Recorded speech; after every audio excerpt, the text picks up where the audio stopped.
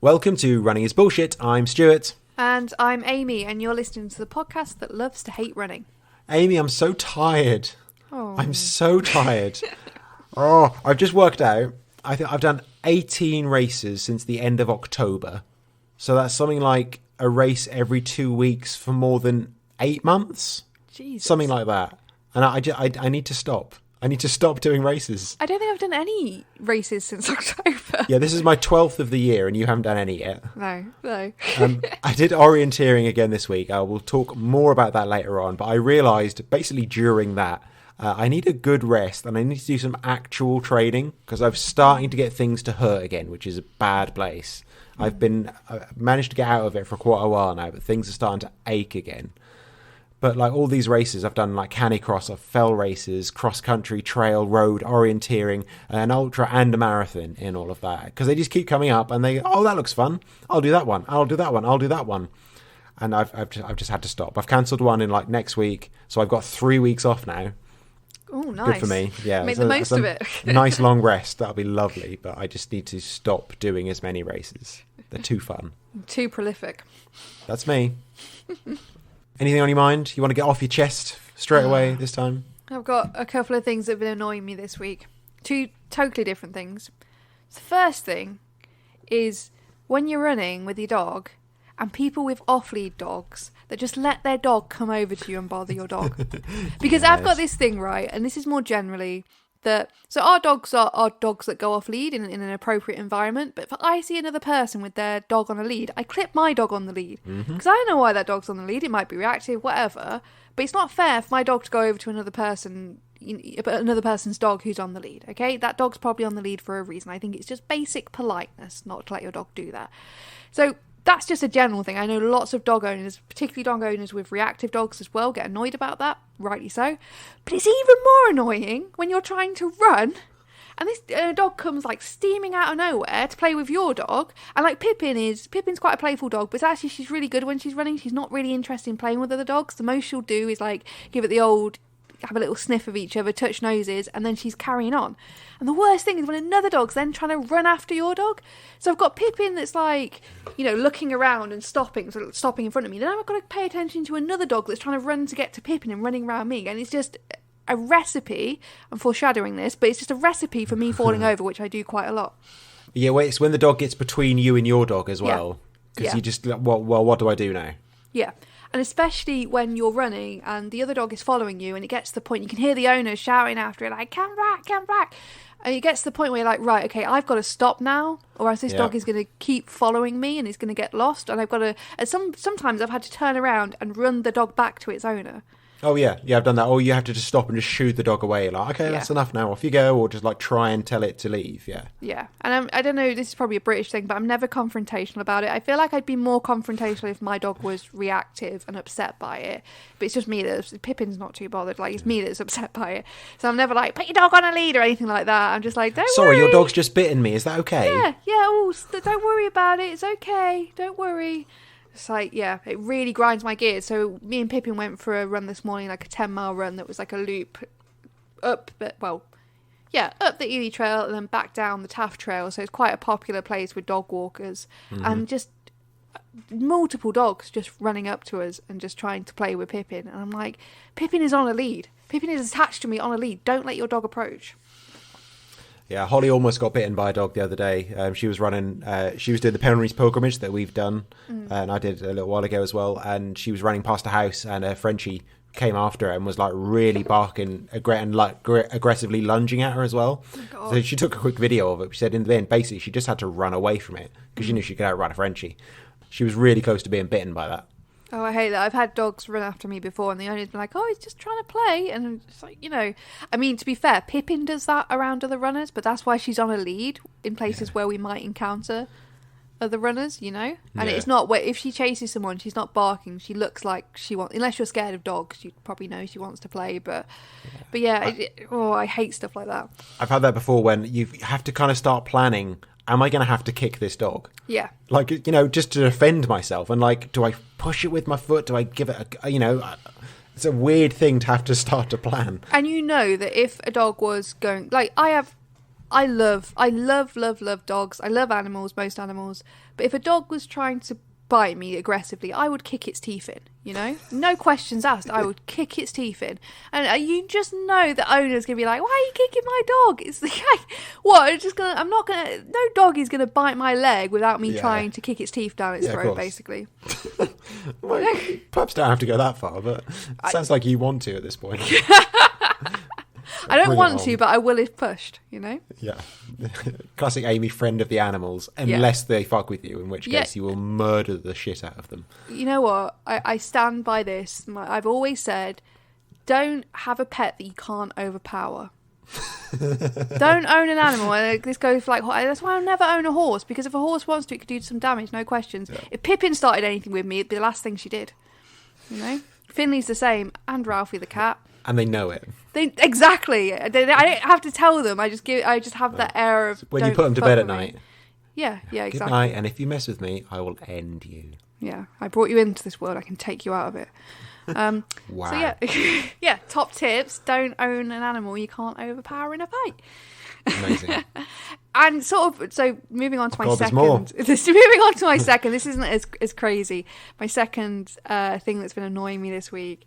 It's not related to dogs, but it is kind of related to long runs, is, I don't know about you, but any length of run or any gym session that I do in the morning, I feel like I have to have a nap in the day at some point. Yeah. I'm a very big fan of naps. Now, Freya hates naps. Freya doesn't nap, even to the point where she's really tired in the day, and I'll say, just take a nap. Like, I can't take a nap. I'll feel worse afterwards. I'm like, yeah, but it's nice taking a nap, and she's not into naps. I love a nap. Now, what I'm trying to do today, though, because it does disrupt my sleep cycle, is I'm trying to pull what I like to call an all-dayer. Ooh. It's not an all-nighter, it's an all-dayer. I'm trying to you stay awake for the whole day? Yeah. Wow. And so we're recording this at 3:20, and I am knackered. I'm getting a bit of a second wind because I've had a coffee, but I am knackered. I should have had a nap at about midday today when I came back after my run. That should have been my nap time. Didn't happen. Yeah. So I'm struggling now. Yeah, you don't want to nap too much later than like 4 o'clock. Yeah, there has to be a nap limit, or else, especially in the winter when you have a nap and you wake up and it's dark. Yeah, you don't want that. It's not good. It's very confusing. I'm not much of a napper. I only nap on holiday for some reason. Oh. I don't know, if I go away somewhere, especially like if it's hot, I'll have a nice nap in the afternoon. So I think I tend to go out and do stuff in the morning and then maybe go out in the evening, and then I'll be in bed fairly early anyway. But I like to have a nap in the afternoon on holiday, generally not at home. I literally have a sofa bed in my office that is for guests, but it's also, I have a nap at lunchtime when I'm working from home. And Freya will come in and she'll be like, you're not working? I'm like, yeah, this is part of my work routine. I have a nap at lunchtime. You know? Absolutely. Good for you. Anyway, yeah, all day is really difficult. Oof, tough work. Well, the rest of this episode today, we are talking about orienteering, piss, toenails, vomit, tigers doing marathons, and cock rings. Love it. We're not a normal running podcast, are we? I think that's fair to say. I mean, we should. That should be normal. Should be normal. We're setting the standard. It's just normal things in everyday life that we're bringing to the fore. Exactly. We're all thinking it and we're saying it. Absolutely. Finally, someone tells the truth. Anyway, before that, we'll catch up with the last episode. And there was a little bit of horse chat after our Horses Are Bullshit episode. Some people agreeing they're bullshit and some people saying how much they love them, including Rachel Bentley, who said she loves horses but has also been bitten by them many times. Thanks. Great. I don't know which side of the fence you're on. Horse people always have those stories. My friend rides horses all the time. She was, whatever it is, kicked off a horse, fell off a horse, broke her shoulder blades, had to be airlifted to hospital, literally. And then she was out riding again. I know the saying is, if you fall off your horse, get back on, but there has to be limits to that. Yeah. I mean, the horse kicked my leg off. Oh, they're so great. Oh, don't get behind them because they could kill you with one kick. But I love them. Aren't they lovely? Yeah. Come on. Not about that life. At Vinay Menon, I'm sure I'm pronouncing that completely wrong. Underscore as well at the end there. Says, well, talking about snakes, I am now on snake number 15 for the year. I live in sunny Arizona and have gotten used to seeing them more or less on a regular basis from March until September/October. Meet Brent, the latest fellow I saw. And there's a picture of a terrifying... I mean, the scenery's lovely behind it. There's some lovely mountains and then a terrifying snake. I would say that's a tiny snake. I don't know for scale. I mean, with the mountains, it looks very big. Like if you're looking at the scale there, but it might be because the mountains are very far away. That's true, yeah. But I love at the bottom, it says 15/Brent and then the date. So he's naming each snake. It's categorising them. That's wonderful. Naming each snake that you see. Are you okay? Like, do you live in some very remote? I mean, it's part Arizona. of Arizona. You need something to do, don't you? Oh, and it's just like, I imagine his house or her house is just like wallpapered in pictures of snakes. Like, yes, Brent, number 15. I thought it's just name ideas because, like, you're going to get to August, and if you've seen 15 already, by the time you get to August, September, oh shit, what am I going to call this one? No, it's like Chris 2.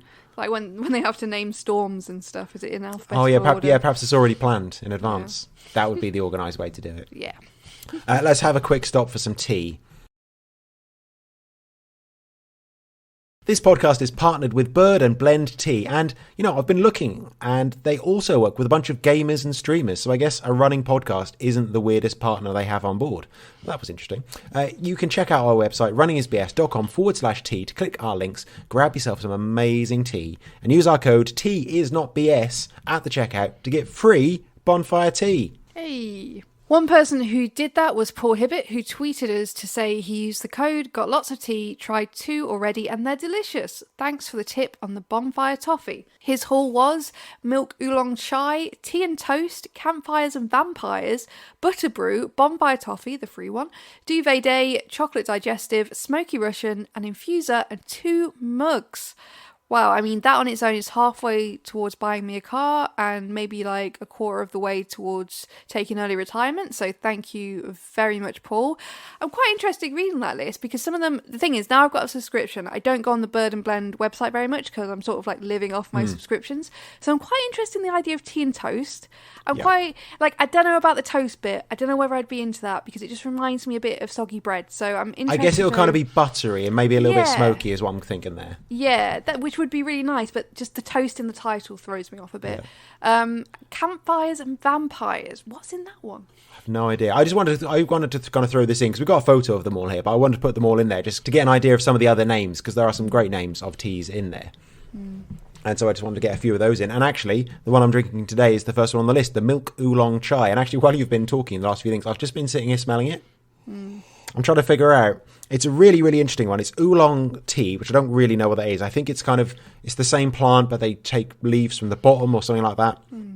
This is called milk oolong. It doesn't have any milk in. It's just oolong tea, ginger, cinnamon, cardamom, cocoa shells, and chili. So it's like a chai tea, and it is somehow it's creamy. I don't understand. It's just water in there, and it somehow is quite creamy. It just kind of looks like a fairly kind of weak, kind of yellowy tea, but it's really, really interesting because it's got the kind of chai flavours in there. It's got a little bit of cocoa shell, so there's a little bit of chocolatiness to it, and then there's a tiny bit of chili in there as well. It's really, really interesting. And apparently with oolong tea, you can re-steep it like 6 or 7 times. Wow. So I've done, I actually do have a couple of these like reusable tea bags that Bird and Blend do as well. So I've banged a load in there. I used it for my tea. I've now got it drying out, and I'll try it again in like a day or two and see if it works. So it's great. On a budget, you can just keep using this tea. Definitely. No, that sounds really good, actually. I will say I like steep my tea over too many times. I try and get like 4 cups out of it sometimes. Don't do that with just regular tea because you'll just be drinking water by the end of it. Yeah. So this one actually worked for you rather than you just drinking water most of the time. Yeah. But this one actually makes sense. Yeah, definitely. What have you got? I am drinking baby egg at the moment. So I'm taking us back to Easter. I really like a bit of baby egg. I've actually just finished drinking it, so I would describe the flavours to you as I drink it, but it was so good, I've actually drank it all. So, but yeah, baby egg is a really good one, and it's decaffeinated. So if you're looking for something to drink last thing at night, perfect. So that's your good thing for the week. What's your bad thing for the week? What have you been up to? Well, have you actually been up to anything? Because usually it's just no, isn't it? And this is just a blank section. Things have happened. There's stuff Hooray! in this section. Bad things have happened. Hooray! Last week was the great fall of 2022. It's happened, everyone. It's happened. Who had this on their bingo card for June? I don't think I've had a great fall this year yet, have I? I like you do like to declare it a great fall as well. Yeah, I do, because there will be minor falls. I'm sure I have had a minor fall this year, but this is the great fall. So I fell over on the boardwalk near my flat again. Yeah, cool. I've fallen over there multiple times. To be fair, and I feel like an old lady saying this, but I do want to get onto the council about it, because it's a boardwalk, so that they're wooden boards and they're all like warped. So it's a very easy place to trip over, and I feel quite dangerous. To be fair, that is something. If it's a trip hazard, you should be getting on something about that. I endorse that. I never know whether something truly is a trip hazard to the general public, or if it's just a trip hazard to me, which is pretty much everything. If you tripped on it, it's worth flagging, isn't it? Yeah, but then I'd also be flagging just flat concrete as well. So I do like to get a second opinion. I do think it's dangerous, though. Objectively, I think there's anyway. Enough about that. I tripped on it. Yes, tell us about that. Now, I have fallen on this boardwalk before, like I said, but that's been on the way starting my run, so it's right near my flat, so that's been like 0.2 miles, 0.02 miles into a run, and I've just fallen over a bit and been fine. This was on the way back from I think it was like a 6 or 7 mile run. Oh, that's all right. So I went down like a sack of shit. Because I was tired. This is my bad falls are always when I'm tired, and it's almost in slow motion, because it's the sort I'm tripping over all the time when I'm running, when I'm walking. But when you trip and you sort of just pick yourself back up mid-trip and get you're back on your feet. That it's like I tried to, and I just hit the deck. I just stacked it really hard, and I had Pippin with me, and Pippin just stood there. Freya was like, "Oh, did Pippin do anything?" I'm like, "No, she just stood there. She's just like oblivious." And worst of all, 2 people were watching me. They were stood on the boardwalk, just looking out at they were actually looking at me as well as I was running towards them, and I was looking at them, and that's probably why I fell. Yeah. I just hit the ground, which was, having them witness it was probably more painful than the fall, just a bit. So I sort of picked myself up off the ground, and I ran past them very cheerily, saying, "Just bruised my ego." That's a well-practiced line. You've been thinking of that one, haven't you? Yeah. Just my ego that's bruised. I've always got that one ready, just in case. But as I sort of rounded the corner away from them, I looked down and realised that most of my skin off my knee was on the boardwalk still. So I had this massive bleeding.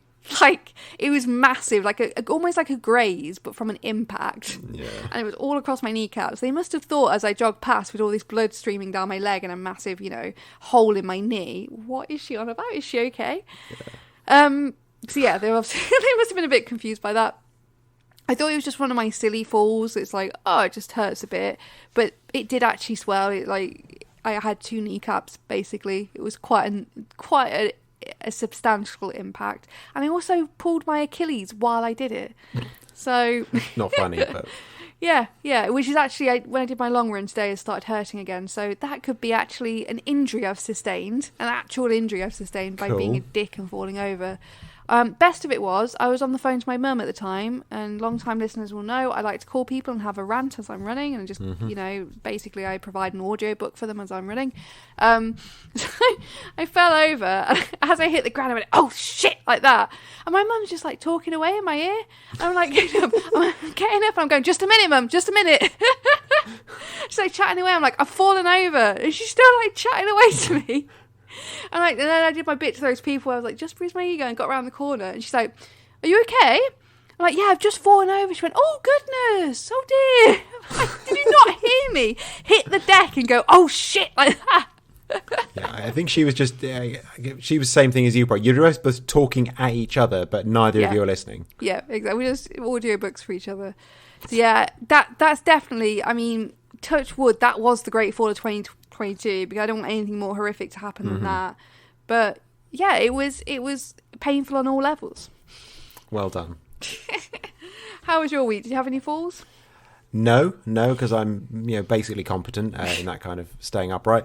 I did support Holly on an ultra last week. She went off and did some mad run around the Brecon Beacons, which looked lovely, and the events company that did it's the only time I've ever seen it, actually. They do the same 4 events. They do 10k half marathon, ultra, and they do them on both days of the weekend, which is a great idea, because if you're there all weekend anyway, why not? And offer the both so people can do, some people did like the marathon twice because they're mad. But it means you can choose, you can open it up to more people. That was really good. While she was running, I went off and did my own run, so I had to drive out and went over to the beacons and did a smaller run. And really the bits that I have to mention is I got there and I could kind of smell piss when I arrived. And I thought, because I'm next to between a reservoir and there was like down, where the water flowed through, there's like a pumping station or something. I thought, perhaps it's something from that. But I thought, well, the reservoir, it's not going to smell of piss at this point.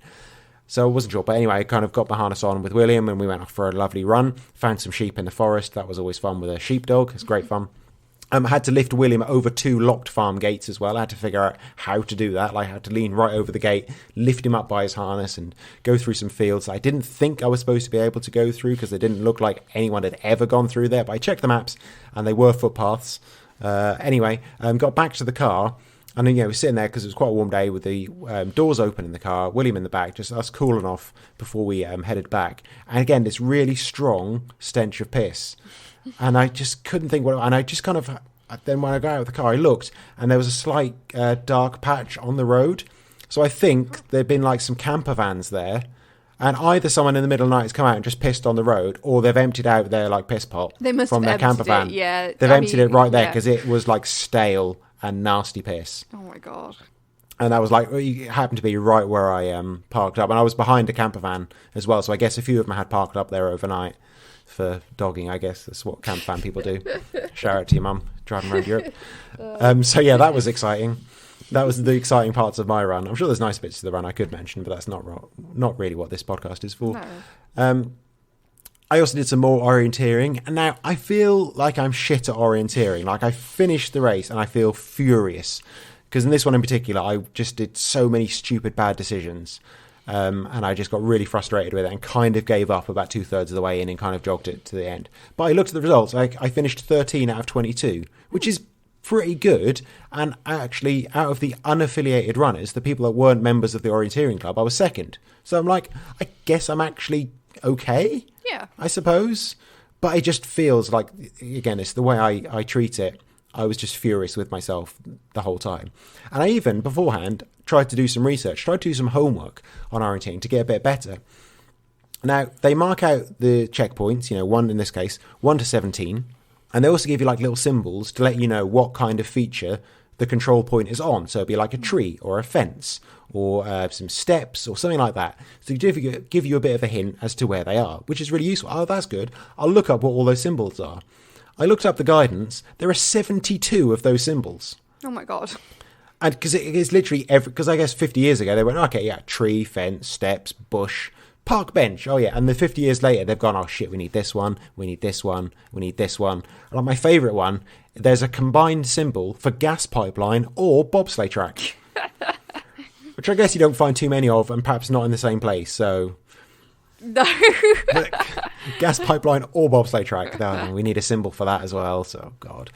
But yeah, so I've kind of given up. I learned like 6 of them, that are the ones I'm likely to find in a British park, and I'm just going to give up on the rest. Because it's not only that, it also tells you where they are with a different symbol. So where they are, on this feature could be the top, bottom, left, right, above, below, between, middle, inside, outside, on a junction, on a crossroad. It's a nightmare of symbols. It does make sense, but there are too many. I don't know why you thought I could do this. I'm really glad that I was working and couldn't make this one. Yeah. But I don't know why you think I can do this. And I know that's why you want me to do it. Yeah. But I'm just going to rage quit 10 minutes into it. Think of the content. Well, as we'll hear in our interview a little bit later on, very soon, there are different levels of it, and they do make it easier for beginners. Right. So yeah, it is still a good way to access the sport. So yeah, I did enjoy it, but I also was furious the whole time. It's one of those races for me. Mm-hmm. Also with our club, we did a game of rounders yesterday and trail running today. I say the rounders because it was very funny. One of the guys managed to grab the ball in the field, throw it long into the face of his 3-year-old daughter. Oh, wow. Which isn't funny, but it's not funny. No, it's not. It is quite funny. It is. And he was also the person who then hit the ball into the face of someone else, who then decided to not carry on the game either. And while she was being hit in the face, someone who was running pulled one of his muscles in his leg. Oh my God. So yeah, it was quite a bad attrition rate for a game of rounders. And today, trail running, we only had one person turn back with an old injury. So actually, rounders is officially more dangerous than trail running. Yeah, I'd say so. And also another thing that's not related to running at all, but I think people will enjoy because, it's at my expense. I went to see dolphins. I mean, that's a good thing for me in Cardigan Bay in West Wales on a boat. Apparently, they hadn't seen dolphins all day. We were there end of the day, loads of dolphins everywhere, jumping right out of the water as well, which was amazing. I spent most of the trip thrown up over the side of the boat, and I was the only one doing it. I was gutted. To be fair, it was a very funny video posted of you on social media looking very sorry for yourself. Yeah, I was very, very sad because everyone's at the back of the boat, on the back right of the boat. Well, as you all know, to get the best photos of the dolphins. I'm looking through them. I'm keeping the opposite side to everyone else. If I throw up, I don't want to be doing it near people. I don't want to ruin it for them. So we're talking to Clare. I was very good about it. I think my top tip: if you are going to go on the boat to see dolphins and the water's looking a bit choppy, so first having lunch, let's have a little bit more with your lunch because it makes it much easier to throw up. Yeah. I just had a pizza with I didn't have a drink beforehand. I wouldn't call myself a runner, but I have been running for probably perhaps I chummed the water for the most dolphins. of my life now. I think that what's this? Nice bit of pizza's come up. I wouldn't necessarily call myself a runner. I was so gutted that I was the only one. There's all these kids on there. They were absolutely fine. Everyone else on there absolutely fine. Definitely had a focus on running and being keen on running, and then I'll kind of usually get injured. But then I'll go off it for a few years. I'll go are you okay with being on a boat? I don't know. I'll find out. So I guess the answer is no. Intermittent runner. Okay. And you do a few different things as well. Because I've seen you at fell runs sad and throwing up while so I do a lot. My friend who's watching it off, she was jumping up and down. So the main sort of running I do that's terrific. Is I'm just gonna. I would call myself a fell runner. I run on roads. Anyway, let's find out more about orienteering. It's time for our guest. I live in Cardiff, and although we have some lovely trails, you have to run on a bit of road to get to the trails. But if I had my choice, I'd be running on the trails. So I do fell running, orienteering, which is kind of why I'm here. And then I do some cycling. So I do quite a lot of cycling, mainly mountain bike, cyclocross. I do some kayaking. What else do I do?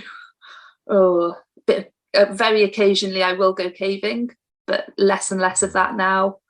And when I was in North Wales, I used to climb, but I don't do that anymore. I've not got enough time. So I do a bit of everything really. Oh yeah, absolutely. Yeah, it sounds like you're out a lot of the time then. Yeah. So we want to talk a lot about kind of orienteering, and so how did you get into that originally? So I first went orienteering because of my dad. So my dad was a kayaker, and he ended up doing or being asked by some people to do a race in the Outer Hebrides in Scotland, which was the length of the Outer Hebrides. And you had to, as a team, kayak, or as a kind of relay team, you had to kayak, run. They must have cycled a bit, but there was some orienteering in that. And I can't remember whether you had to do it or... Anyway, as part of that, he took us to I can remember going to a permanent orienteering course in the Forest of Dean, which is one of these ones where there's wooden posts in the forest. Oh, okay. And you get the map at the visitor centre, and you kind of go trekking through the brambles, trying to find these wooden marker posts, and often half of them have disappeared. And anyway, so that was our kind of family first experience of going orienteering. And then I think he must have then found South Wales Orienteering Club, or anyway, somehow we ended up getting taken orienteering. And so I probably first started when I was about 12.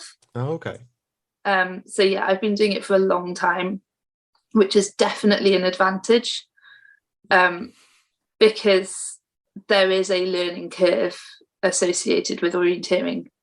But I would say the kind of orienteering that I do is competitive sport orienteering, not what you do as part of school, brownies, cubs, that kind of that's the thing. I think when I first saw things about orienteering, first thing comes into my head was cubs, because that's where I did it last.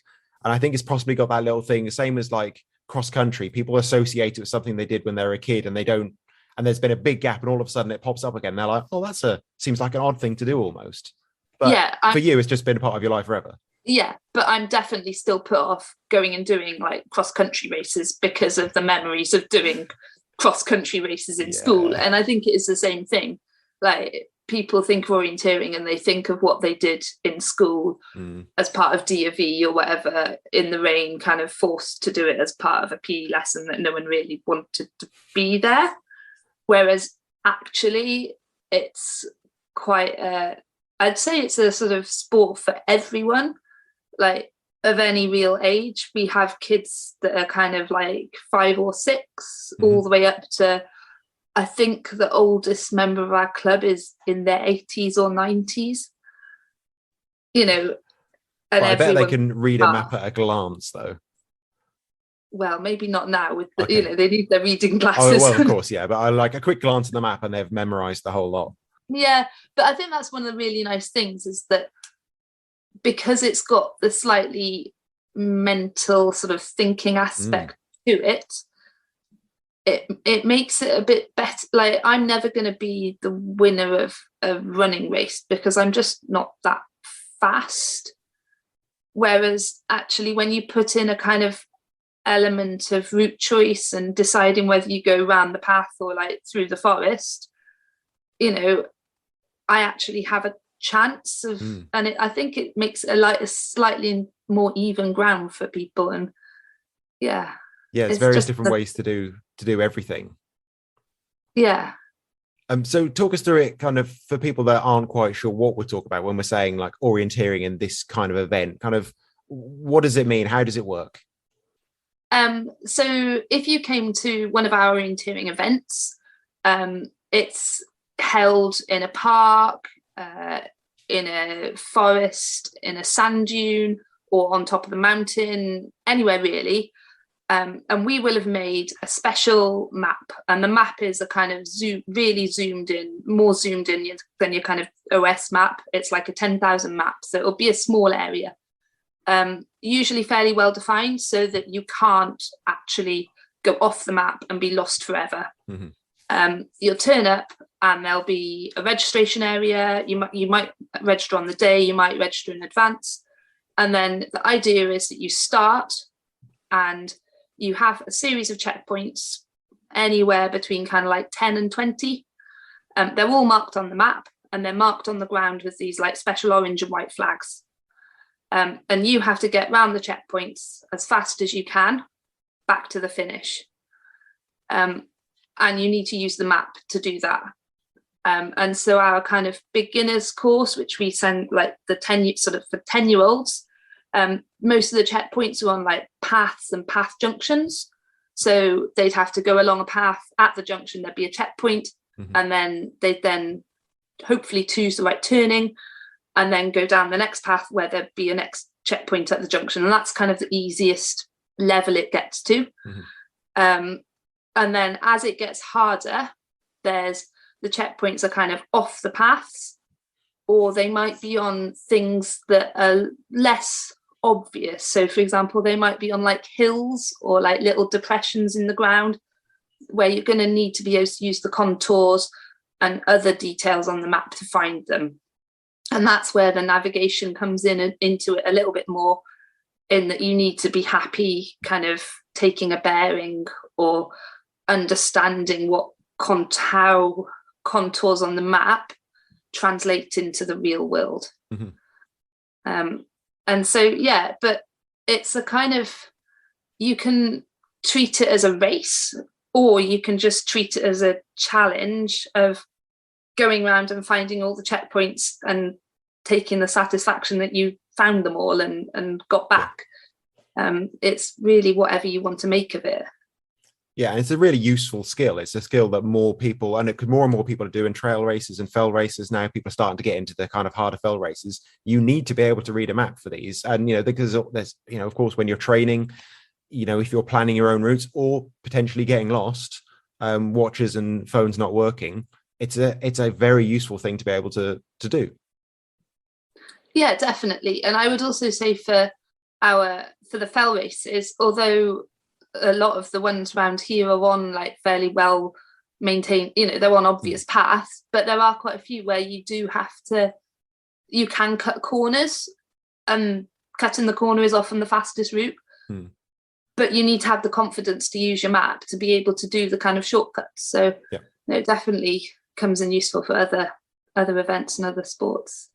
So what kind of people are turning up to these events? Is it specific people who just do orienteering, or that's their focus, or is it kind of fell runners and trail runners looking to improve those skills? So I would say that orienteers are most orienteers will also run, and I would say that there's very few people who just do one thing or one sport.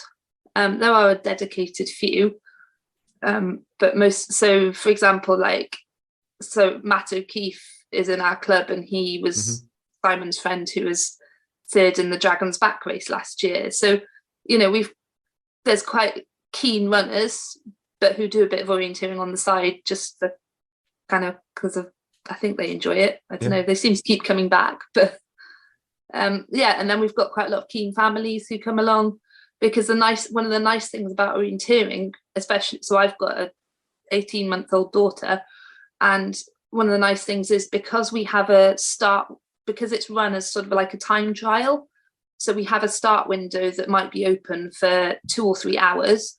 So I can run first, go round, and then tag team childcare with my husband, who then can go and run second.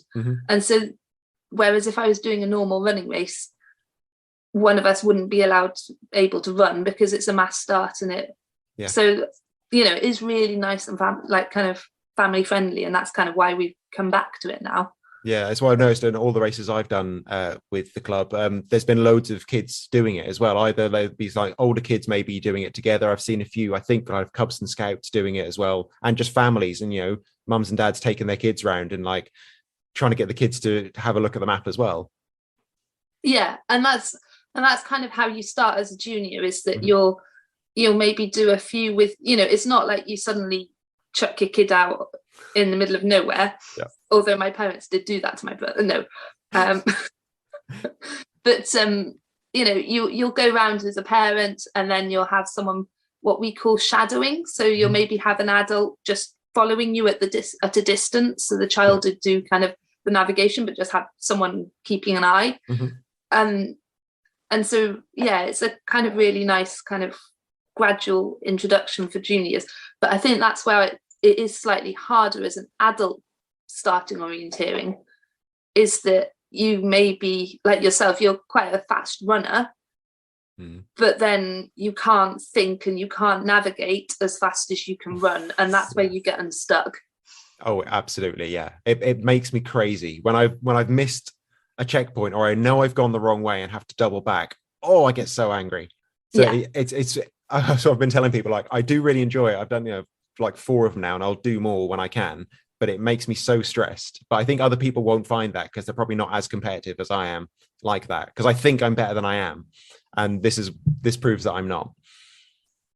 But that's the same. I'll get that. I am quite a competitive person, but I will get that same frustration if I go to an event and I get lost, and I think that's where you kind of get better at orienteering, is that you don't actually suddenly improve your navigation massively. There are techniques you can learn, but your mistakes will go from being like a 20-minute mistake to a 10-minute mistake to a 5-minute mistake. And then like the top elite people will count a mistake as like a 5-second mistake. And they'll be like, oh, I made a 5-second mistake at that control. And I'm like, really? I lost a whole minute there. So it's how big the mistakes are that is what changes. And we'll have more from Clare a bit later on. Moving on, if you want to contribute to this bullshit, you can do just that at patreon.com/runningisbullshit. And the people that did that this month are Gordy Thelwell, Andy Robbins, Anthony Howe, Penny Simpson, Martin Kaplan, Drew Edward, Karen Blay, Matt Cathin, Amanda Murray Hind, Colin Hill, Kel Ryder, Claire Dina, Charlie Neverson, Debbie Hurley, Greg Collins, Gabby, Thomas, Neher, Paul Hibbert, Elizabeth Shaban, Karen Hamilton, Mad Garner, Gail Seal, Rich Skirm, AP Shambolic, Adolf, Neil Denton, Len Martin, Ivor Hewitt, Sherry Grubbs, Jonathan Carter, Hugh Phillips, H. Viola Grep, Steph Ford, Max McCarty, Jake Cassie, Jones, David Irwin, Victoria Dick, Simon Grimshaw, Matt Newbury.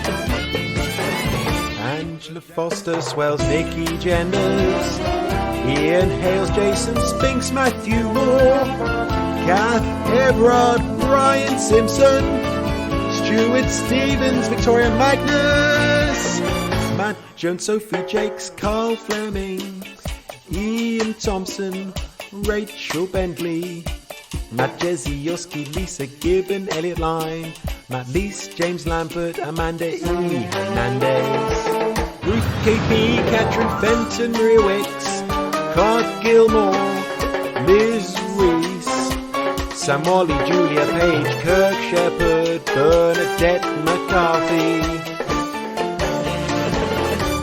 And don't forget to get in touch with your running bullshit on Twitter, Instagram, and Facebook. Just search Running is BS and let us know why you particularly hate running this week. Oh, we're going to start with a big one. We had quite a few messages this week about a trail festival in the Lake District from a company called Trail Pursuit, and it all went a bit wrong. And Amy and I, we both spent some happy time reading through their Facebook reviews. So it seems about a week or so before the event, the organisers hit some problems with their routes and were forced to make changes or cancel the event. The problem is, the new routes they chose were insane. The half marathon was originally advertised with 300 metres of elevation gain and great for beginners. The new route had 1,800 metres of elevation. That is over 5,500 feet. 8 of the runners on the half marathon took over 10 hours to do, and it was, 15.5 miles rather than 13 as well. I had a look at all the results. The median time of the runners, so the time of the person who finished bang in the middle, was 6:09. So that is a brutal course that so many runners would have been so unprepared for. Because it was advertised to beginners as well. A lot of their sort of social media stuff was saying this is great, a great introduction to trail running. Yeah, like 300 metres for a half marathon in the Lake District is kind of nothing. I did 380 this morning on a 10K. When I considered that a fairly beginnery kind of one for people in my club. Mm-hmm. So 1,800 metres is more than I've ever done. That is bonkers. Mm-hmm. Even the middle time of the 10K was 3 hours 10 for a 10K. The final runner came in at 9 hours and 5 minutes for a 10K. It's just incredible. One runner described it as 80% unrunnable, with scrambling and loose scree and early single file sections that all 540 runners were released into at once. There were no trackers, there were no mobile signal, and there was only one water station. Perhaps tellingly, they've now removed the reviews from their Facebook page. They've deleted comments and turned off comments on the more contentious posts, which is not a good sign. They did quite quickly, the day after, issue an apology on their Facebook page, which acknowledged the mistakes that they'd made, which I thought was actually pretty good in the circumstances, because it said, these are the reasons why it's happened, we're really sorry, we recognise it was bad, we had a decision to make, we might not have got it right. I thought, okay, that's a pretty good apology. And on the other side of it as well, there are actually a lot of positive reviews from people who really enjoyed the challenge. But I think it's fair to say that the people who were like that were the really experienced trail and fell runners. Because like a lot of this, it was not on paths that you could run or, normal people could run. It certainly was not a beginner event. And I think they do, from looking at their social media and what other people have said, they do sort of sponsor some runners. So they wear all the kit and they get them to run the races. And some of the more positive reviews were coming from people who were friends with the race organizer. So yeah, they do have some ambassadors. Yeah. Though it was pointed out to me, one of their ambassadors, I won't say who they are, did the race, enjoyed it, but didn't tag them in their post on Instagram and just talked about a flapjack instead. So that's not great when they don't even mention the name of the event that they're supposed to be ambassadoring. I thought that was good. But yeah, it's crazy. I was just looking through these reviews. Unfortunately, sorry guys, you can't look at them now because they've deleted them all. Another great thing I liked about it, you could buy a shower pass for the weekend for £15 extra, but there are only 10 showers between over 1,000 runners. God, I have seen people saying this is like the Fyre Festival of the running world. I know they published an apology, but from reading, I read through all the reviews on Facebook. I also read through all the Instagram comments, and if it was just a few of these reviews and posts like this, I'd maybe think it was a bit of hyperbole, but it sounded really dangerous. Really properly genuinely dangerous. If people that are going on a 10k probably wouldn't have had any kit on them, they probably wouldn't have had any water on them, and so someone was out there for 9 hours. And I saw somebody saying that because people were out there for so long, the people that were spectating and waiting for relatives and friends were getting quite worried about them. And when they approached some of the members of staff and the race organizer, they just shrug their shoulders, sort of thing. They didn't seem too bothered about going out and finding people, because how do you do that with so many people? And people got lost. Like, people were up on the hills getting completely lost. And like I said, although they've published an apology, I think it's what's happened has been too dangerous and too much. And a lot of people were saying, it's really lucky no one was killed or very seriously injured. I think that I think if that was my company, I'd have to not do any of these events again. I think it was far too much of a disaster and far too dangerous. I don't think an apology is quite cutting it, is what I'm saying. Yeah.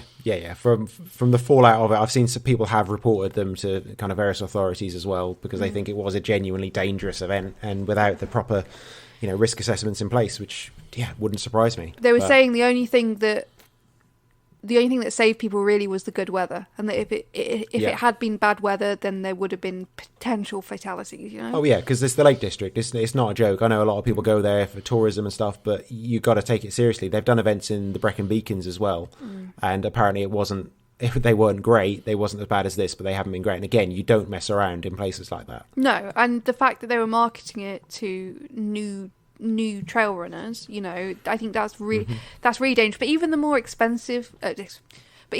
experienced trail runners. So there was some people in the comments saying, I do a whatever marathon and a really quick half marathon and whatever, and saying they're really experienced. Were saying it took me 7 hours and I was absolutely terrified. Yeah, that elevation on the half marathon, I think I'm pretty experienced, but I've never run that much elevation in one go. No. That's a lot more than I've done, and probably more than I would attempt, really. No. And you look at some of the pictures, like, it's that much elevation, all of that, and it's not even proper trails, really. They're really gnarly trails. Oh yeah, really, really indistinct paths, and kind of it's fell running, a lot of it, basically, which is scary. So yeah, just something to look at if you're looking at trail festivals and races and things like that. Do your research first. Have a look at a bit of their history. Get some reviews as much as you can, just to see what they've done in the past, because these things can happen. Is that a normal thing to pay extra for showers at a trail festival? Because that's not nice. It can be a normal thing at festivals, full stop, but that's really expensive, and also no one was policing the wristband system. So if you're going to put that in place, fair enough. I understand the logic of making people pay for showers if they're limited supply. Well, that was the other thing as well, was they were running out of water at the checkpoints, and they were getting this water apparently from these buckets full of flies and stuff, like really unhygienic water. Mate. The whole thing sounds like an utter disaster, and I think they should just shut down, to be honest. And about doing your research, I think if something doesn't seem quite right, it's better to be safe than sorry. So obviously they did change the route really last minute, but it was, a week or so before. Don't trust them, because you might think, oh, they know what they're doing. Just think, no, this doesn't seem right. Yeah. I'm not going to bother. Yeah. On a more positive note, Gabby Neher has been in touch and said, "Love today's fell race so much. I ran an extra mile. It turns out my navigation is BS. I ended up in the actual field where they held sheepdog trials. Quite a surprise for the poor dog rounding up sheep to instead find me." How do these things happen to her so much? I've just seen another message from her. Said she accidentally put her phone in the oven. What? And the case melted all over her garlic bread. I mean, just how does that happen? How is her life? Oh, Gabby, it's it needs to be, rather than Murphy's Law, it needs to be Gabby's Law. Anything that can go wrong will go wrong. God, I don't even think things can go wrong to normal people. Who runs into the middle of a sheepdog trial? Gabby Neher and pig's called Babe, I guess. Just those two. Also, I've seen on social media, Catherine Fenton is now being advertised silicone rings. And, well, when I look past this anyway, when I glance at this image, I just immediately think cock rings. Because it's just it's an image full of these silicone rings. And the tagline on it is then, protect your ring. And I just get even more confused. Like, what the hell is this? But no, more silicone rings to wear instead of metal ones, I guess. Yeah, we get it. Like, I get it if you go to the gym all the time, but... Yeah. At Yellow Mag says 7:45 p.m. race starts are bullshit. It's almost my bedtime. Definitely, legit. I go to bed at 8 p.m. Yeah, I think 7:45 is about the latest you could possibly do. I've done some 7:30s in the summer. That's okay. 7:45, or if it's a short race, maybe. But I think that's as late as you can go. No, I am in bed at 8. You know when you're a kid and you get sent to bed at 8 and in the summer and the birds are still chirping and the lights out and you're like, what is going on? Yeah. That's like, I don't mind the bird chirping as an adult. I am hitting my head on the pillow and going to sleep at 8 p.m. Don't care. Yeah, I remember being in my bedroom and my friends would come and like knock on the door to see if I was coming out. I'm like, no, I'm in bed. What was that, last week? All right, no, I don't have friends coming round to my house. Come on. That joke does not work. Nicola Forward had a new running low. She just painted on a fake big toenail after hers fell off from a 100-miler. Ugh. Gross. Just painted it on. No one will know. Just painted it on the bare skin. That's gross. I hate stuff like that. At I_am_Vic said, fair weather runners are bullshit. Too many people out now on routes I had to myself in winter. I am unhealthily resentful of people who appear once it's warm and dry and light. Same applies to fair weather dog walkers too. This is our route. Go home. You know exactly how I feel about this. I'm in agreement. Absolutely. At Eden Cottage said, finally coming back from injuries. Yes, plural, and none of them done whilst running, which is also total bullshit. Just 5 weeks, but my first ever ultra is bullshit. Oh, that's not much time. That's risky. She went on, also, having people you're not keen on insisting on visiting and going for a day out, lots of slow walking, after a big day out on the fells and probably destroyed legs is going to be absolutely bullshit. Well, let's hope they're not listening to this or that's going to be awkward. Yeah, definitely. Wow, don't go and visit Eden Cottage because she does not want you there. No, and especially if you're walking slow. Jesus. Well, I'll keep it to 7 miles an hour. That is a bad thing about running holidays where you go to do like a big race. Because like the day before you think, well, I don't want to do too much. I've got a race tomorrow. Then you do the race and you're knackered. Then the next day, like, oh, should we go out? No, I just want to kind of just stay in bed. And that's 2 days gone from your 3 days gone from your holiday then. Yeah, exactly. Okay, let's get back to Clare and hear a bit more about orienteering. And for people going along first time, there's no need to race it. You can just take your time and, if it's somewhere that you're familiar with as well, you can just take your time, look at it and run between them and treat it however you want it. You don't need to, it's like anything, right? You don't need to treat it as an all-out race.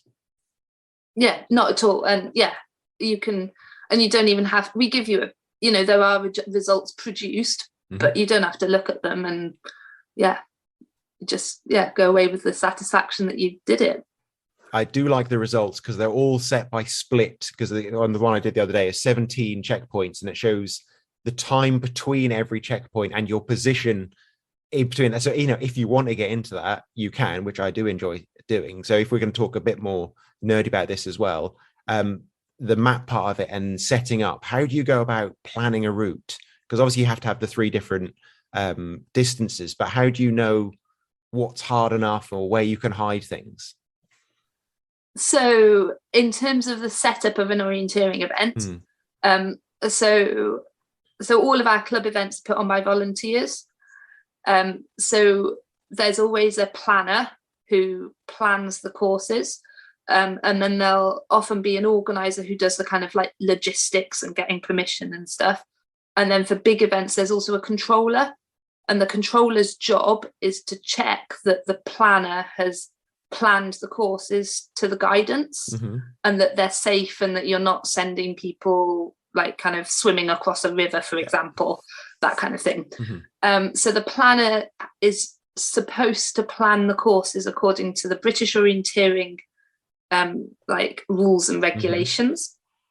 And essentially there's different difficulties. So you can plan, so there's like 5 different difficulties. The first one is like the easiest possible, where all of the controls are on paths or path junctions, and that's kind of for our like beginner kids that are about sort of anywhere 10 to 14. And then the next level up, you might be putting controls slightly off the path, and then you go all the way up to difficulty number 5, where none of the controls should be on paths. They should all be on kind of like individual features that are kind of tricky to find. But it's not the actual finding of the flag, so they shouldn't be hidden. So if you're on the hill, you should be able to see it. Yeah. It's the navigation required to find the hill, or to pick the right hill from all of the other hills. And in terms of actually course planning, so for example, I'm planning Forest Farm in a month's time, I think it is. So I'll just, and I know the area pretty well because I live near there. So I'll get the map, I'll go through a run around and check that the map is still up to date and we don't need to make any map corrections. And then I just kind of usually try and pick out what I think I'll plan the easy course first, because that's often actually quite hard to fit in all of the path junctions and avoid roads and that kind of thing. And then for the challenging course, I like to plan what we call route choice. So that is, you've got to get from point A to point B, but I want to plan it so that there's more than one way of getting there, and that people have to choose the fastest way to get there. But sometimes the fastest way isn't the most obvious way. And that's where actually quite a lot. So one of the challenges of orienteering is to pick the fastest route, but to do it quickly and to then execute it well. And so I like to start off with planning some really nice, tricky route choices, to kind of catch people out, in inverted commas, and just to get people thinking, because that's actually what makes it interesting for competitors if they're running, is that they've got something to think about and they've had to like go, oh, actually, do I want to go that way or that way? Yep. And even better is if you can plan a route where they'll run it halfway and then they'll suddenly have that horrible fear where they go, oh no, I've just spotted I should have gone the other way. Yeah. And you try and tempt them to actually turn around and go back the other way. That's like the perfect thing, is to get the indecisive people. But yeah, so I'll plan kind of like try and get a couple of really good route choice legs in, and then I'll kind of like make up the distance and kind of see where else people want to go, because also you don't want to be running over the same bit of ground twice, because then it just gets too familiar and you know where you're going. So you want to make sure you cover, as much of the area as you can, really. Yeah. And then hope it's nice and that it all makes sense. And and then send it off to the printers send it back to us, and then we're good to go. That sounds really fun. That the setup of an event for a map nerd like me, that does sound really, really good. So if anyone is listening and they think they might want to give it a go, what are your top tips for someone approaching this for the first time? So I would say for your first event, go slowly and just try and find all of the checkpoints. Don't try and go too fast, and just kind of accept that you're going to have to be a beginner for, until you, and then once you've done one, you kind of understand the map, what all the symbols mean, and you've kind of got the hang of it, then you can try and go faster. And then in terms of going faster, you want to think of it all as a kind of traffic light system. So you want to divide your route legs up into a bit you can go fast for, and then you want to pick like a really obvious feature that you're going to see when you're running fast, like a sort of big fence corner, or then you've got to get to that fence corner, and then that's going to be your orange section, which is going to take you up close to the control. So you're going to need to like slow down and take it steady for that bit, maybe walk it if you're kind of new to it. And then there's your red section, which is the bit actually around the control. So like making sure that you're actually going to pick the right feature that you need to go to. And that kind of traffic light system will also get you a long way, because it stops you running off like headless chicken. Yeah. I love that. That's excellent. I'm going to use that next time. Thank you so much. So where can people find out about races and kind of races in other parts of the UK? So British Orienteering is the governing body that covers the whole of the UK. And if you go on their website, which is, I think it's britishorienteering.org.uk. And then on there's a button that I think it says Go Orienteering or Try Orienteering. And then you click on events. It'll come up with the British Orienteering events map. And that's got a map where it shows all of the events in the UK for the next 10 weeks, I think, but you can look further ahead. And it'll show up everything. So events in parks, in the mountains, everything. Yeah. And if you're around anywhere near us, look up South Wales Orienteering Club. I can definitely recommend those events myself. Thank you. Yeah. And look up orienteering clubs near you as well. I'm sure there'll be some around. And of course, club races are always the best races because they're nice and cheap and kind of friendly and approachable, good races. Yeah, and that would probably be one of my other plus points of orienteering, is that it is a relatively low cost for someone who does cycling as well. If I want to do a cycling event, I'm looking at like a 20 quid for an hour's long event, whereas orienteering is like if our events are 3 quid if you're a club member, and it's only a £5 to join the club, so that is, it's quite low cost. Yeah, definitely worth checking out. The final question, of course, the most important one, Claire, what is the most bullshit thing about running? Oh, well, I was gonna complain about the fact that I actually have to go running to get better at running. Yes, absolutely. But why can't I be good now? My other half told me that wasn't a good thing. No, I'm absolutely on board with that one. But if you've got something else, my other moan was going to be the fact that I can't, like, we have, between myself and my husband, we have to choose between who's doing what race, and he entered me for an ultra last year. And it was like, this is your birthday treat. You can go and do a 30-mile ultra. I know, wasn't he nice? Sweet. And then he got real FOMO about not doing the event, and was then grumpy on the day of the event. And I was like, well, you bought this for me, and only one of us can run it, because one of us has to do childcare. So if COVID was good, because in COVID around us, some of the fell races were doing like 2 like events in one to kind of get over the Welsh Government's 50-person limit. And that was quite nice, because you could both run the same fell race just an hour apart. But the train. And I've seen there's a fell race company that we've done some races with recently. They do their events the same on Saturday and Sunday, which is really great, because you can obviously then choose which day you want to do. And obviously, in your situation, that's very useful as well. Yeah. But I do absolutely agree with the pettiness of the fact that you have to run more to be able to run more. And that's just, why can't I be good now? Yeah. And I just, I love running, but can I get the motivation to go and do intervals when I've been in work all day?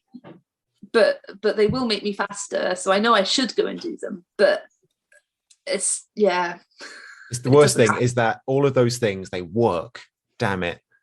It's not as if you're like, well, I'll give it a go and see what happens. No, if you do it properly, it will work. And that's even worse, because then you really should do it. And then when you don't, you feel even worse. I know. And it would help my orienteering as well, because like to be able to orienteer, you don't just have to be able to read the map, you actually have to be able to run fast. Yeah. And a lot of our best orienteers, or certainly the elite guys, are like crazy fast. Like Chris Jones certainly ran the Commonwealth 10K qualifying time, and he's an orienteer by background So yeah, it would help me, but still don't like going doing it. No, absolutely agree. Thank you so much, Claire, and thank you especially for taking time out of your holiday to join us as well. Oh, no problem. Hope you have a lovely time with the rest of your week in Cornwall. Lovely. Thank you very much. Thank you.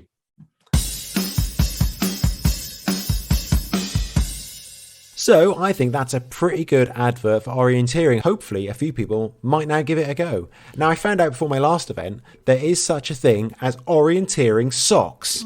I mean, this should really encourage people. If the interview doesn't, I think the fact you can buy specific orienteering socks definitely will. Now, GeoNaut say, at last, a sock designed for orienteers who like going off the beaten track. At last, it's what we've all been begging for. Yep. Thank goodness. The features for this sock are the fact they're high, so they won't slip down. They reduce blisters on the ball and heel, and they wick moisture. They must be high if they reduce blisters on the ball. Yeah. Hey. I mean, that's the same as any other long sock, isn't it, so far? Yeah. To be fair, they do have like an extra thicker panel at the front to prevent scratches and stings, which is pretty good. But specific orienteering socks, come on. I mean, they'd be useful as trail socks, full stop. No, it has to be orienteering socks. Okay, sorry. I mean, if they like glowed blue when you face north or something, that would be really useful. Yeah, built-in compasses and little lights and a map printed on them. That would be very cool. Mm-hmm. But I don't really know how that's any different to fell or trail socks. I don't know why specifically. I suppose if you're an orienteer, you're probably more likely to go through bushes and things just because you got to get to that control point. But orienteering socks, amazing. The bullshit running news. So, new research suggesting running marathons could age men by a decade shows that being fit and competitive is not the same as being healthy. That's a headline from newstalk.com from a study carried out by University College London and 2 British hospitals, which examined over 300 masters athletes, including an equal number of men and women. I've seen this discussed in a few different articles from different angles because it seemed like it's quite a big piece of research. But the key takeaway from this one is that men above the age of 40 who had taken part in more than 10 marathon, triathlon or cycling events were found to have a vascular age 10 years older than their chronological age. They used MRIs to determine the stiffness of the aorta, which is like a big artery in your heart or something, and that's associated with increased risk of circulatory and heart disease. However, they did stress the benefits of exercise still outweigh the risks, so we can't actually, unfortunately, use this as an excuse.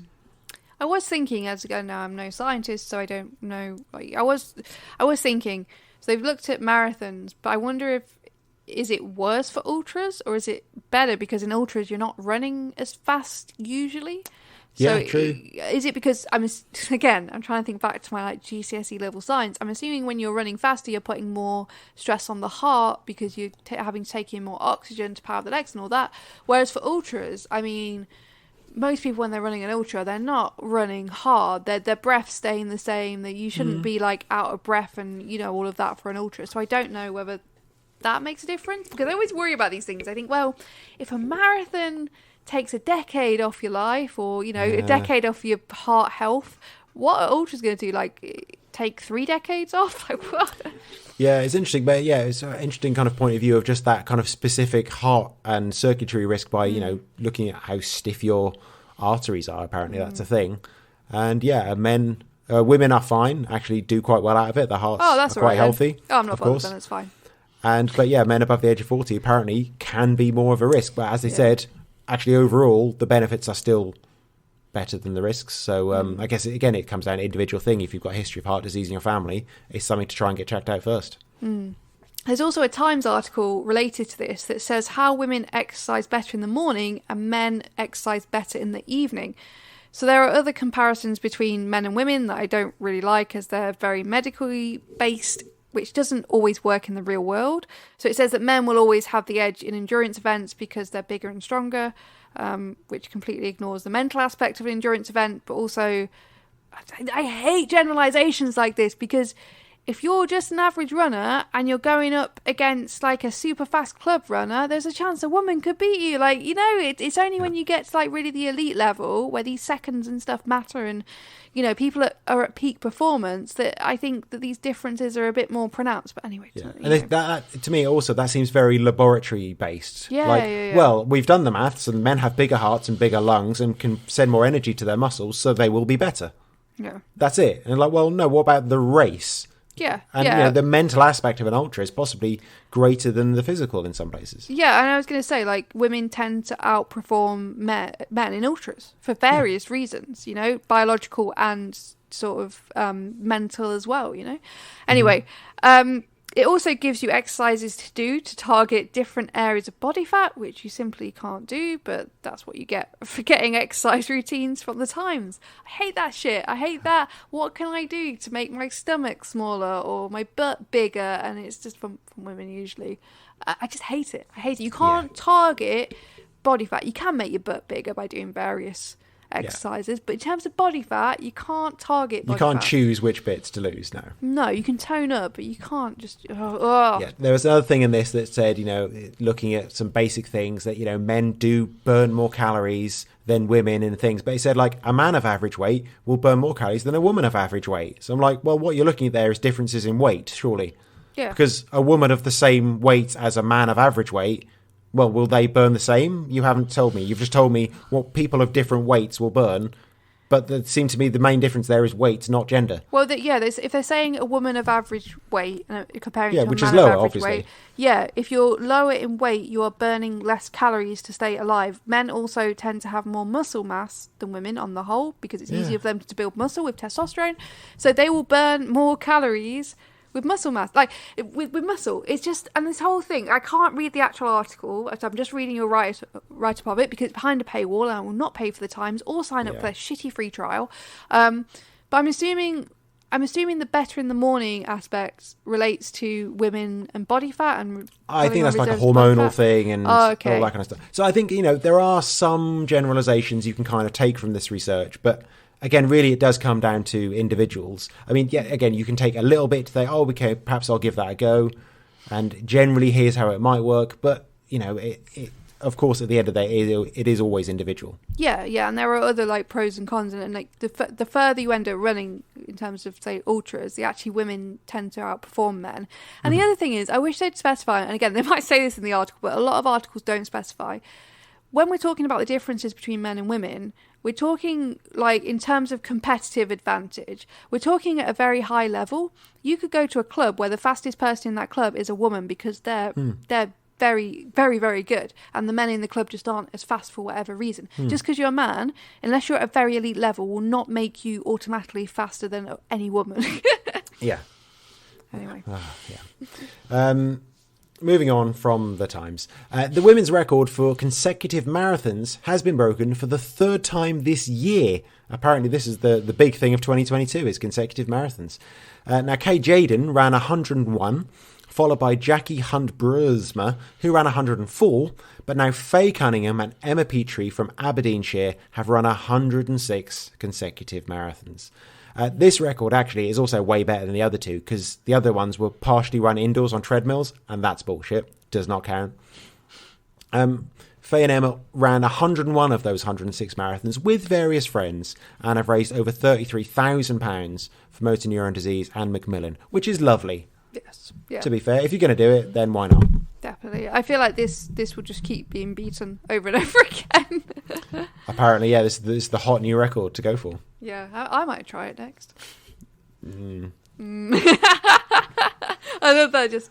Yeah, that's not even worth it. And finally, here we go. Yet another race that's the toughest in the world, apparently. There's a lot of those now, isn't there? Yeah. This time it's the Everest Marathon, which is run at the stupid altitude of 5,300 metres. And you have to walk for 11 days just to get to the start line. Well, if you've done that a half marathon in Lake District, you'll be perfectly trained for this. Definitely. I think you could even just have the medal for it, you know, it's pretty much equivalent. So why it's in the news now is that a British guy has done it with a 9 foot, 12 kilogram tiger on his back. Of course. Of course. I will like to add this is a fake tiger, not a real tiger, because I was a bit confused about this. And then to find out it's for a charity that protects Bengal tigers, I was like, okay, that doesn't really make sense. But okay, so it's not a real tiger. Paul Goldstein has done this 19 times before at normal marathons and finished this one in 12 hours, raising 100 grand for the charity Worth More Alive, which protect Bengal tigers. People do weird things in marathons, don't they? Like something happens to people's brains. They've done a few marathons. You know what? I'm going to make this awful. Even more awful than it normally is. To make it even, I mean, they do raise a lot of money, and it's a way a lot of charities get their income. But it's so weird the things that go through people's heads. Like I'm gonna dress as a dishwasher, or There's of course the guy at Cardiff Half who drags a cross with him every year. God. It's just that's Jesus. So it's not wasting money for charity. It's just Jesus. Well, to be fair, this guy's got a wheel on it, which I think is cheating. Oh yeah, you gotta move with the times. Jesus got to move with the time. He's going to have it on one of those segways next time. A 12-hour marathon halfway up Everest with a tiger on your back is just... It's very strange. Mm-hmm. So, Stuart, what have you got coming up next? Well, it was going to be a 3-mile race, but as I said, I've binned that off for reasons I explained. Hopefully I'll be doing a bit more of the Wales Coast Path in Ceredigion, and maybe, most excitingly and unrelated to the podcast in every way, maybe even my first dog show with William. Oh, so excited about that. Is he going to win Handsomest Boy? Hopefully, yes. We need to practice his sausage catching as well. Ooh. That is a category. Okay. Well, that's normal, isn't it? Yeah, if you want to practice your sausage catching with your dog, then I'm not going to judge. Not a euphemism. How about you? Well, I have entered a race. Whoa, what? I know. It nearly didn't happen. So I've entered the Black Mountains 13K. Race in the Black Mountains, as the name suggests, in the Brecon Beacons, and it's 13k, which is on the 25th of June, so only a few weeks away.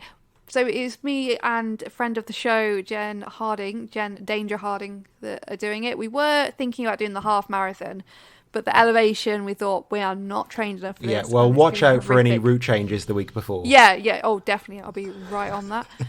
So yeah, we actually signed up for it. I did go to enter, like, me and Jen were working out the logistics of it, how we're going to get there, all that. And by the time we finally worked out, I went to sign up and it was closed. But I messaged the race organisers, who was very, very lovely, and said, no, don't worry, that's an error. You can sign up now. Oh, okay. Because I had like 4 messages from you about, I might do this, and then this, and then this, and then this. Oh, wait, it's closed. Yeah. Well done. Yeah, and then loads of face palm emojis. So, yeah that is going ahead, providing this niggle in my Achilles is... I did think about this because I was like, I've just signed up for this race literally yesterday, and I go out for a run today, and my Achilles starts hurting, which I haven't had to hurt in years. So, I don't know. Sod's law. Gabby's law. That'll be it. I'm injured. Well, no, because that would only be the most weird, surreal thing happens to you. It's not a normal thing that will happen to you. No, definitely. And then the other thing I've got coming up, just a minor thing, is that I'm getting married next Saturday. Oh, I know. We've got the silicone cock rings on order. Oh, I can't wait. I like to go to the gym a lot, so so everyone knows that I am married and don't approach me.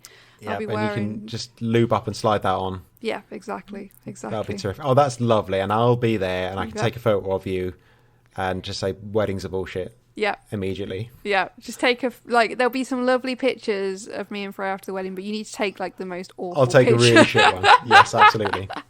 The most awful picture where I just look really stressed or confused or sad or something. Well, I'm happy because there's pizza there, there's a few free drinks, and we have to go by 10 o'clock, which is just like my perfect night out. You know what? I was quite pleased by that because where we're getting married is an outdoor venue in like a village. So there's a noise curfew at 10 o'clock. Oh. And I was glad because it's like, that is when it's going to end. Everyone must leave at that time. Absolutely. I can go to bed.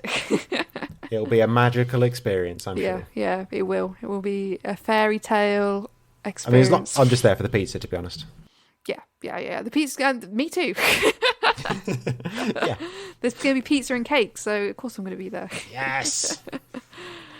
Anyway, if you've enjoyed this bullshit, please visit runningisbs.com to see the show notes and links from this episode and the whole back catalogue, as well as links to our Patreon, merch store, and social medias. See you later. Oh, little girl's growing up. Oh.